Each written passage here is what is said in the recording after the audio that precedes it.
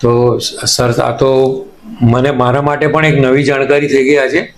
તો સર પથરી થવાના કારણો કેટલાક એવું કહે છે કે ભાજી વધારે ખાવાથી થાય, મેથી ફાકે છે કેટલાક પેટ સાફ કરવા માટે, એનાથી કઈ થાય છે. તો કંઈક ચોક્કસ પ્રકારની કઈ એવી વાતો બહાર આવે છે આપણા નોલેજમાં, અનુભવમાં, કે આના કારણે પથરી થવાની સંભાવના વધી જાય છે?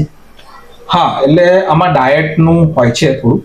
મેઇન કારણ આમાં તો વોટર ઇન્ટેક આઈડિયલી તો જી, જી. બરાબર છે કે તમે પાણી કેવું પીવો છો, એક ક્વોલિટી અને ક્વોન્ટિટી ઓફ વોટર, એ બે બહુ મોસ્ટ ઇમ્પોર્ટન્ટ વસ્તુ છે. હવે હું માનું કે આપણે કોઈ નોર્મલ રૂટીનમાં કામ કરતો મેક્સિમમ આપણે 2 to 3 લીટર પાણી પીતા હોય છે. સમરમાં આપણું ઇન્ટેક વધી જતું હશે, વિન્ટર ને મોન્સૂનમાં જોવા જઈએ તેમાં પાણીનું ઇન્ટેક ઘટી જાય છે. અને વધારે પડતા સ્ટોનના પેશન્ટો સમર કરતા વિન્ટર અને મોન્સૂનમાં જ વધારે પેશન્ટો આવે છે. કેમ કે પાણીનું ઇન્ટેક આપણા શરીરમાં ઓછું થઈ જાય છે, એટલા માટે વધારે પેશન્ટો એના માટે આવતા હોય છે. તો સર આમાં એક વાત છે કે અત્યારે મને તરસ લાગતી જ નથી, તો પણ મારે એલર્ટ રહીને મને નક્કી જ કરવું પડે કે આ પાણી પીવું જ જોઈએ. એટલે ઘણા લોકો, મારા મિસિસ છે, અમારા વૃદ્ધો છે, સિનિયર સિટીઝન, કેટલાક આવું સાંભળવા મળે છે કે તરસ નથી લાગતી તો નથી પીતા. તો એ તો બરાબર ના કહેવાય ને?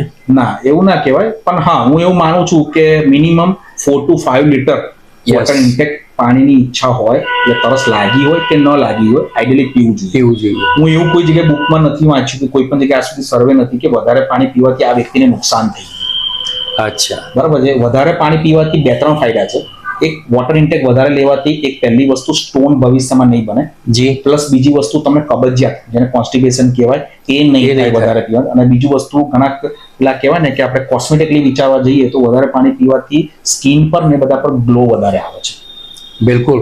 સર, પ્રેક્ષક મિત્રો જરા ધ્યાનથી જુઓ કે સર સર્જન છે ને આપણને એક જલ થેરાપી વિશે પણ આપણને એક જાણા આપણે માહિતી પૂર્તતા કરી રહ્યા છે.